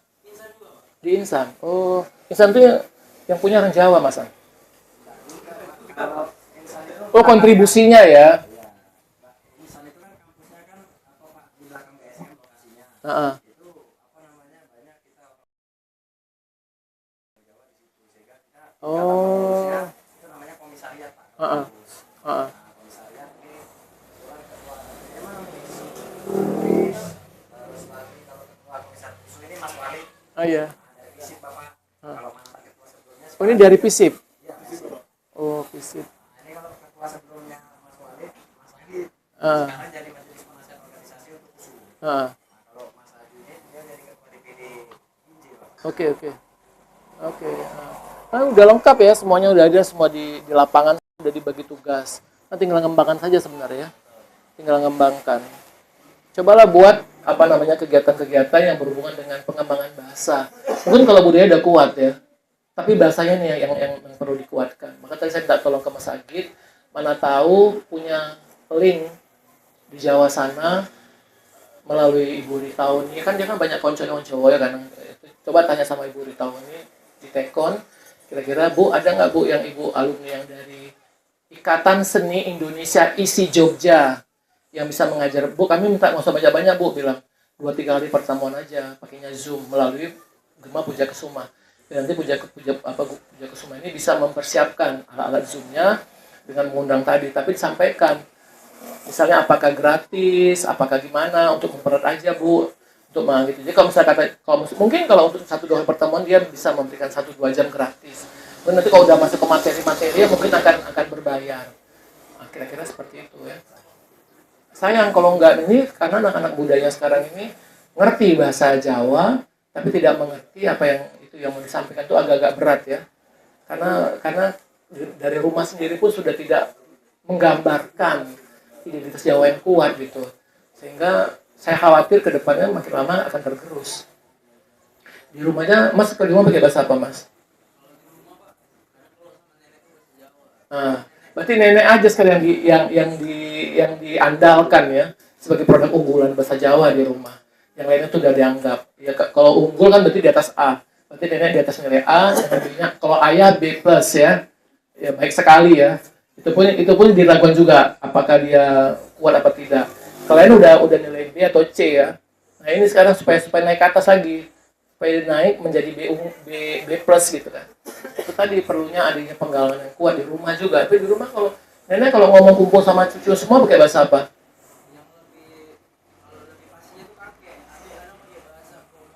Oh itu nggak ngerti ya. Nek kakek bilang ngomongnya jangan yang berat-berat. Nenek aja lah yang ngomong bahasa Jawa Deli ya, itu aja. Nah, kalau ayah? Oke, Bapak sekali lebih banyak menggunakan bahasa Indonesia. Nah, ini juga sebenarnya kalau kita lihat di dalam perkawinan di Indonesia ini, Mas An, perlu juga adanya kebijakan bahasa di dalam satu keluarga. Kalau misalnya beda suku ya, apakah dia menggunakan bahasa Indonesia atau dia menggunakan bahasa daerah. Nah, ini sebenarnya kemarin kami buat sama Pak Abdul Ghafur dari TPM, kebijakan bahasa nggak goal ya. Saya nggak tahu tadi mana salahnya. Padahal semua tim reviewer membaca layak untuk didanai gitu ya. Mungkin saya nggak tahu apa penyebab itu tidak lulus. Tapi kami membuatnya sudah semaksimal mungkin bahwa kebijakan bahasa dalam satu rumah tangga itu perlu. Jadi kebijakan bahasa itu dibuat dari kita sendiri sebenarnya di awal, bahwa anak-anak ini lahir mau kemana bahasanya? Pasti bahasa Indonesia. Nah nanti ketika dia udah paham dengan bahasa Indonesia, dia mau kemana ke depannya. Tetapi ketika dia lahir, ibunya suku apa, biasanya itu jauh lebih muncul. Tapi kalau ibunya nggak menggunakan bahasa itu, Mas An akan hilang juga. Saya lahir, ibu saya menggunakan bahasa Jawa. Dari pagi 24 jam itu di bahasa Jawa terus. Jadi kupingnya ini yang ngomong bahasa Jawa terus, kupingnya terus tiap hari diceceli. Bahasa Jawa ya wes. Jadi karena tiap hari dijejelin itu apa kata-kata Jawa, mulai dari makan, maaf ya, sampai ngesing misalnya. Itu semua pakai bahasa Jawa, udah tahu jadinya. Makanya saya kalau orang ngomong bahasa Jawa yang standarnya Sumatera, saya paham apa sampaikan. Dan saya juga pernah bertanya sama suku lain orang Jawa, kira-kira bahasa apa yang paling mudah dimengerti dan dipahami oleh suku lain selain apa namanya, ini orang Batak nih, selain bahasa Batak apa Bu yang paling mudah dipahami? Bahasa Jawa lah. Bilang ngomongin dia, ibu tuh tahu karena dapat mungkin kawan-kawan orang Jawa. Jadi dia pun mau tidak mau menggunakan bahasa Jawa, tapi logatnya terlihat kan. Logatnya pasti terlihat logat-logat Batak. Ya dia logat-logat Karo gitu kan. Tapi tetap dia bisa menggunakan bahasa Jawa. Ini menunjukkan bahwa dia walaupun dia tidak punya desain kuat dengan orang Jawa, tapi dia paling tidak aktif, atau saya nggak tahu dia aktif tidak ya, atau pasif juga, tapi dia paham atau apa yang mau disampaikan dalam bahasa Jawa itu dia mengerti dengan dasar. Ini dasar ngerti, kalau ngomong bahasa dasar tahu ya. Hanya untuk berbicara sulit ya. Nah ini perlu dilatih karena dia ini sebenarnya pasif. Kenapa pasif? Karena tidak ada yang memanasin seperti kompor gas. Jadi dia perlu ada pengupdatean bahasa oleh ini dosen-dosen bahasa yang berhubungan dengan bahasa Jawa. Kalau itu nanti dipancing pasti akan keluar. Pasti nanti dosen bahasa Jawa ngomong gini, udah sekarang kita masuk berbahasa Jawa. Mulai saya menyampaikan Jawa, semua bahasa Jawa. Yang menyampaikan pertanyaan dalam bahasa Indonesia tidak saya jawab. Pasti semua akan berusaha menggunakan bahasa Jawa, ya kan? Nah itu bagus sebenarnya. Nggak apa-apa kalau misalnya campur-campur sedikit-sedikit, tapi lebih banyak Jawanya daripada campur kodenya, mungkin dia paham. Dan dia akan menjawab dengan baik. Tapi kalau banyak campur kodenya bahasa Indonesia lebih baik daripada bahasa Jawanya, ini bahaya. Ini percuma aja kita belajar bahasa Jawa ya, udah 4 kali pertemuan, tapi hasilnya rono misalnya. Nggak ada nih hasilnya, piye lanjutnya pora. Nah, kita bingung lah semua itu kan. Jadi kita sebagai Gen Z harus berusaha semaksimal mungkin sebenarnya. Kalau memang, saya yakin dan percayalah, bahasa ini kalau nggak dipertahankan dan direhabilitasi, hilang. Puja Kesuma ini kan isinya tadi ada 2 macam, ada A dan B. Nah, kalau misalnya B-nya lebih banyak, gimana kombinya kalau bisa lebih banyak yang berkolaborasi daripada sendiri yang mempercayai identitas ini kan lama-lama bisa hilang. Pokoknya lebih banyak itu identitasnya yang paling banyak daripada yang mengkolaborasi ke dalamnya. Jadi dia kuat bahasanya.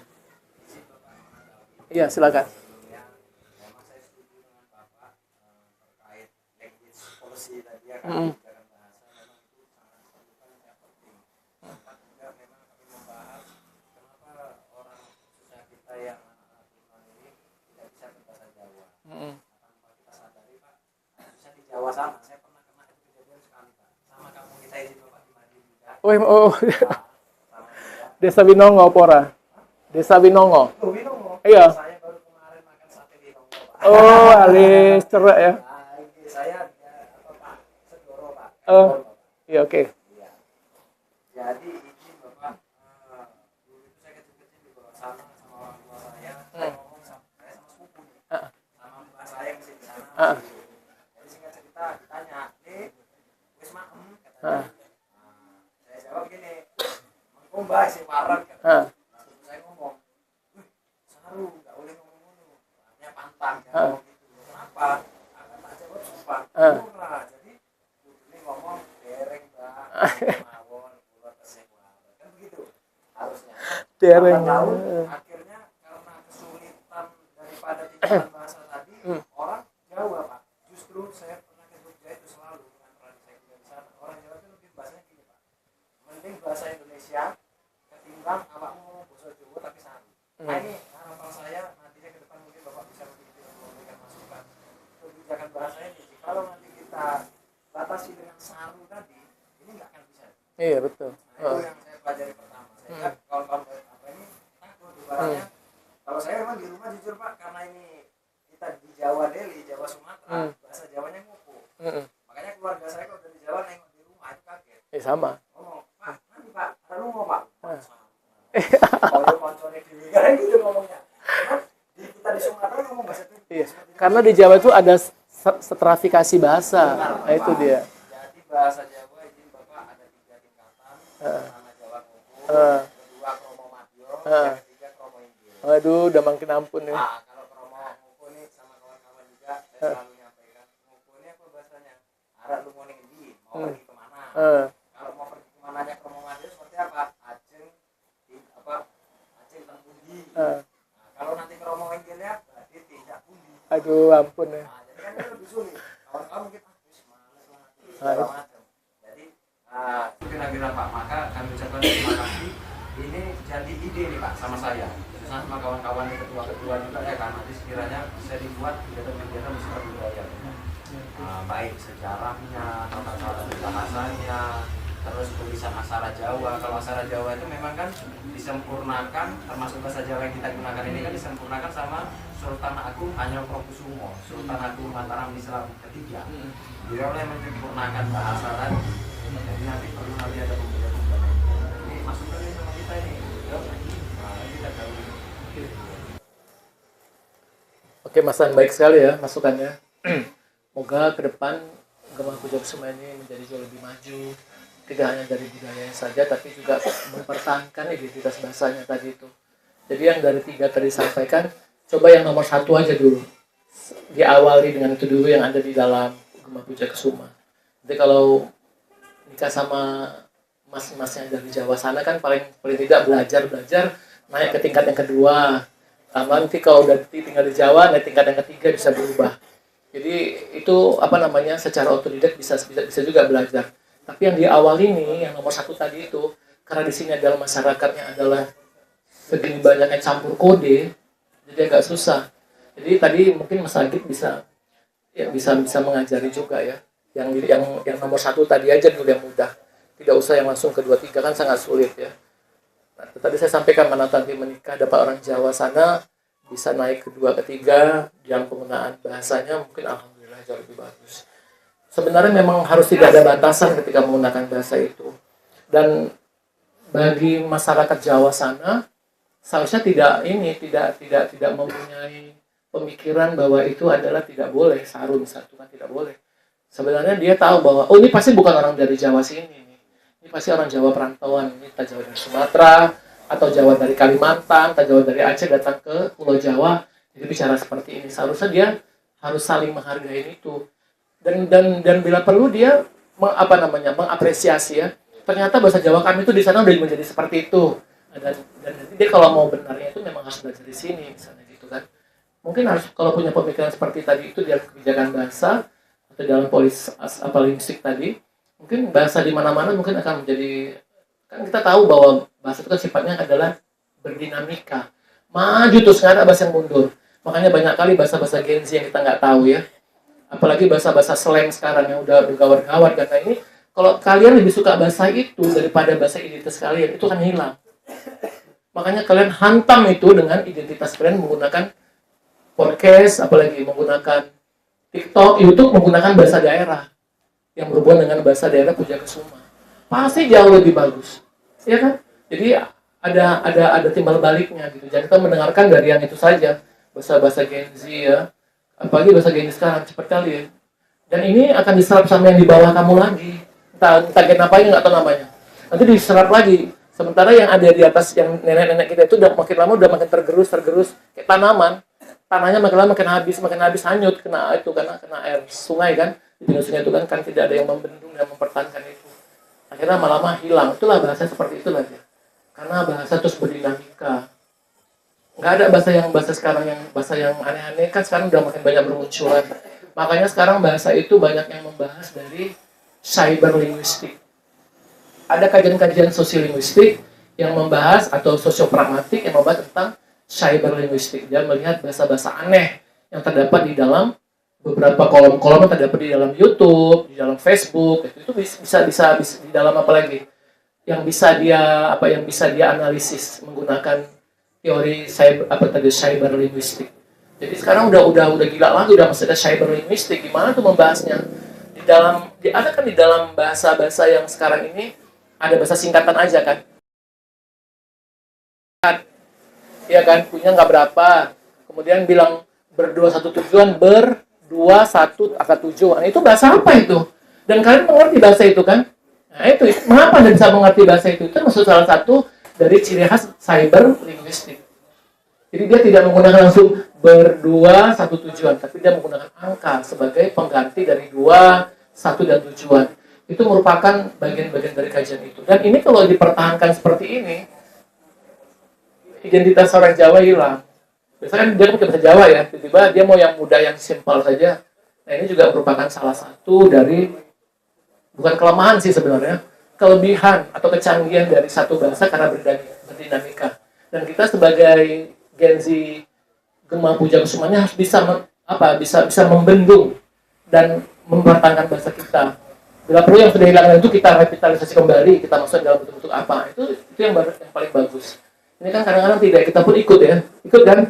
Ikut. Kalau misalnya berdua tujuan terus bilang apa lagi? Bilang apa itu tidak, T-nya apa, D-nya 4K misalnya. Nah itu kalau dikasih sama mama kita, bapak kita sekarang, oh boy, aku orang bisa pocoy deh. Apa yang nggak bisa baca? Pasti gitu dia. Kenapa? Angka-angka semua bermain. Apalagi di Instagram paling banyak kan kalau orang memasang POP, semua begitu kan pesan dia kan. Nah itu dia. Jadi artinya bahwa itu memang tidak bisa kita ikutkan. Bisa nggak gitu menggunakan bahasa Jawa?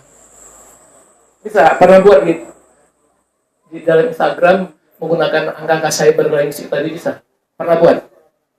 Coba sampaikan. Misalnya mau ngomong apa? Misalnya berdua satu tujuan, angka 2, 1, angka 7, berdua satu tujuan. Nah itu kan bahasa Indonesia. Nah itu ada nggak orang yang membuat postingan seperti itu menggunakan bahasa Jawa? Nah itu, kenapa? Karena nggak berani kan? Tidak berani bermain di cyber linguistik. Nah ini, jadi kalau misalnya hanya bermain ngomong saja pun nggak bisa, apalagi bermain di angka itu kan? Dan itu paling banyak kan digunakan dalam bentuk angka-angka bahasa Indonesia. Bisa nggak dalam bahasa itu, bahasa Jawa? Tapi ada ya lagu ya, garam apa itu ya? Apa itu? Lupat apa? Cirol. Itu kan. Itu kan nggak masuk juga. Tapi itu di dalam lagu-lagu dimasukkan. Mengapa dia menggunakan bahasa Jawa? Mengapa? Mengapa dia menggunakan bahasa Jawa untuk angka itu? Tidak menggunakan angka yang sebenarnya. Untuk apa? Banyak sebenarnya alasannya ya. Banyak alasannya. Secara tidak langsung menjual produk bahasa Jawa. Dan gara-gara itu orang-orang di Papua sana jadi ngerti bahasa Jawa. Kan lagunya kan seluruh Indonesia.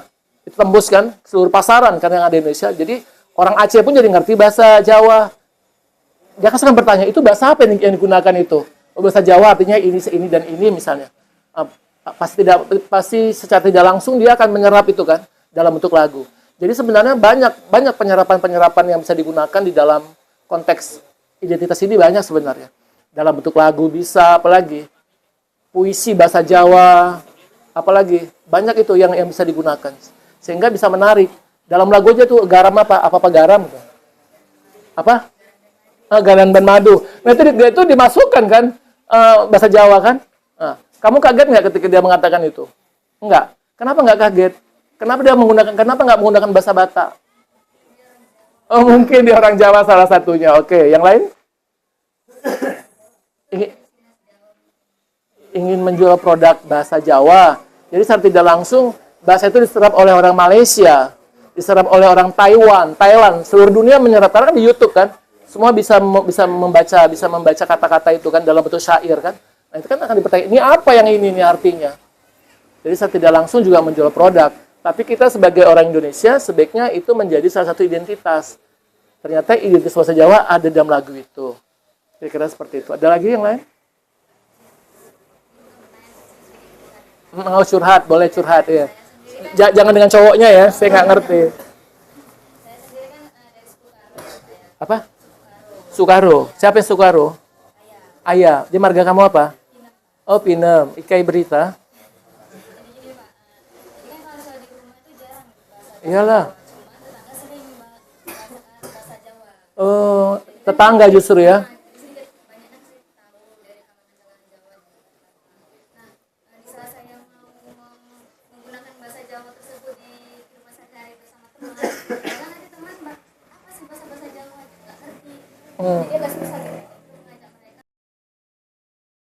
Yang diajak bicara itu suku apa?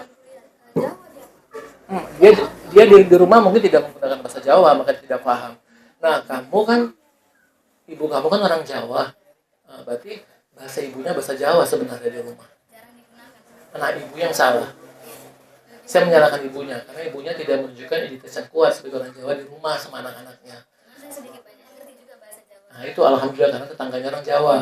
Jadi paling tidak berbaur dengan masyarakat Jawa. Nah, ini juga menunjukkan bahwa kamu karena walaupun marganya Pinem, tetapi ibunya Jawa, ketika bertemu dengan tetangga menggunakan bahasa Jawa, itu salah satu bentuk pembertahanan. Itu merupakan salah satu. Jadi kalau di rumah sama kakak, sama abang pakai bahasa apa? Bahasa Indonesia. Kenapa dia nggak diajak bahasa Jawa? Kamu bahasa Jawa, dia pakai bahasa Indonesia, dia nggak ngerti juga. Kalau misal kamu ngomong sama dia bahasa Jawa terus, dia lama-lama akan ikut. Nah, itu berarti ayahnya juga dominan. Nah, ini tadi dibilang Mas An, kebijakan dalam berbahasa itu kemana larinya? Ya kan? Jadi apakah menggunakan bahasa ayah atau menggunakan bahasa ibu? Nah, ini sebenarnya penting di dalam satu keluarga yang mempunyai pernikahan beda suku. Jadi sekarang kita yang menentukan, kamu maunya kemana bahasa digunakan? Dua-duanya digunakan. Oke. Berarti kamu akan mempertahankan kedua-dua bahasanya, bahasa ayah dan bahasa ibu. Itu sebenarnya bagus kalau memang mampu. Jadi kalau dia masuk ke keluarga ayah, udah tahu ya acara apa, pakai bahasa apa, kemudian tahu artinya, ke bahasa ibu juga demikian. Inginnya seperti itu kan. Nah sekarang pertanyaannya, bagaimana untuk mempertahankan bahasa yang ibu tadi ya? Biasakan menggunakan bahasa Jawa saja. Ya, jadi kalau misalnya di rumah ibunya pakai bahasa Indonesia, kamu pakai bahasa Jawa. Ibunya ngomong suruh beli ini, ya mak, kok pesawat atau iku lah, udah pakai bahasa Jawa nggak apa-apa. Jadi kan lama-lama ibunya pakai bahasa Jawa juga, orang ibu orang Jawa kan. Oh, kenapa ya saya menggunakan bahasa Indonesia, anakku pakai bahasa Jawa yang satu ini? Berarti dia lebih suka menggunakan bahasa Jawa. Jadi lama tidak lama itu akan merubah karakter ibunya juga. Karena ingat bahwa dalam satu rumah tangga ada disebut dengan bahasa ibu. Bukan kalau ibunya lantah, anak pun lantah juga. Kalau ibu suka kotor, bisa kotor juga. Jadi makanya nanti ini kan akan menjadi cerminan seorang ibu. Gunakanlah bahasa yang baik dan benar. Kemudian gunakan bahasa-bahasa daerah yang asal kita. Dibiasakan sama anak gitu, agar anak-anak terbiasa menggunakan bahasa ibunya. Jadi kalau itu nggak terbiasa, kayak tadi kan terputus ya. Dan kamu mengerti juga bahasa Karo. Dan kalau kamu antara bahasa Jawa dengan bahasa Karo, mana yang lebih sulit? Bisa bahasa Karo, tapi kamu bisa juga ya. Artinya bahwa kamu juga punya minat untuk mempertahankan bahasa ayah. Nah itu, sering bergaul. Sama keluarga ibu nggak pernah berteman atau kuat gitu.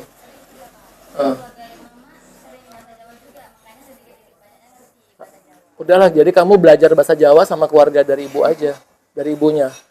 Karena kalau berkumpul dengan keluarga ibunya menggunakan bahasa Jawa, ya kan? Jadi dari keluarga ibu, adik ibu, kakak ibu dan seterusnya, kemudian sama mbak kalau masih ada, itu diperkuat aja agar tidak terputus identitas kamu sebagai orang Jawa. Kalau itu diperkuat, saya pikir nanti akan berkelanjutan. Tapi kalau nanti kamu menikah sama orang Mandailing, kamu nggak menggunakan bahasa Jawa, anak kamu nggak ngerti bahasa Jawa. Jadi kamu itu harus kamu pertahankan. Ibu kamu sebenarnya mempertahankan juga ya, tapi mungkin sedikit ya. Kamu yang memperkuatkan. Kamu memperkuatkan, kemudian kamu yang merevitalisasi di rumah sebagai anak yang memang sayang dengan identitas sebagai anak Indonesia dengan bahasanya. Kira-kira seperti itu ya. Oke. Ada lagi yang lain? Yang tadi curhat sudah. Ya, curhat mengenai bahasa yang digunakan di rumah. Ayahnya orang Karo, ibunya orang Jawa. Bahasa Indonesia sedikit, bahasa Jawa sedikit. Dia mau berbicara dalam bahasa Jawa jadinya agak terputus. Tapi tonggone kabeh wong Jawa, selamat. Kemudian keluarga dari ibunya juga semua orang Jawa, selamat. Jadi dia suka menggunakan bahasa Jawa. Jadi masih ada penyelamat itu sebenarnya yang tidak terputus. Masih bisa ada yang menyambungkan. Hanya satu, harus punya kekuatan yang betul-betul mempunyai identitas yang kuat, bahwa aku tunjukkan bahwa bahasa ibuku adalah bahasa Jawa seperti ini gitulah. Kira-kira seperti itu. Ya, oke, ada lagi yang lain? Ari ada mau tanya Ari. Oke. Ada dari kita apa nih dulu mau sampaikan berikutnya apa?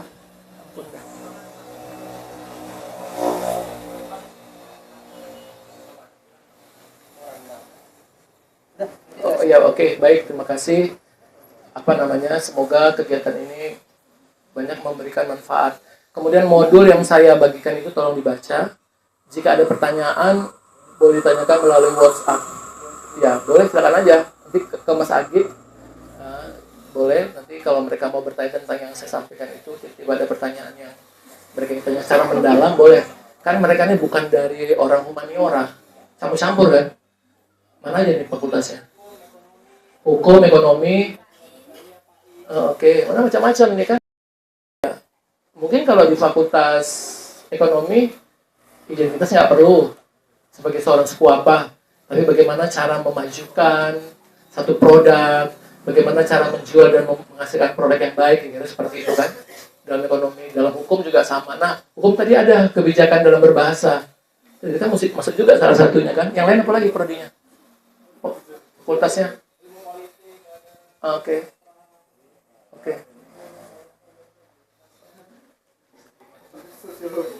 Sosiologi, FISIP ya? Oke. FISIP di USU. Berarti anaknya Bu Mona ya? Oh ya, oke. Oke, itu saja. Semoga ada kebermanfaatannya mengenai topik yang saya berikan pada hari ini. Harapan saya adalah bahwa biasakan menggunakan bahasa Jawa ketika bertemu dengan sesama orang Jawa, agar bisa menjaga dan menguatkan identitas Anda sebagai suku Jawa. Jangan menggunakan bahasa Indonesia. Ya, kira-kira seperti itu. Pertama, nggak apa-apa, kulun wun, monggo. Kemudian Assalamualaikum, salam. Jadi dia bercampur bahasa tidak menjadi masalah. Ya, yang jelas bahwa ada kata Jawa disampaikan di dalam setiap kegiatan. Oke, itu saya dari saya. Assalamualaikum warahmatullahi wabarakatuh.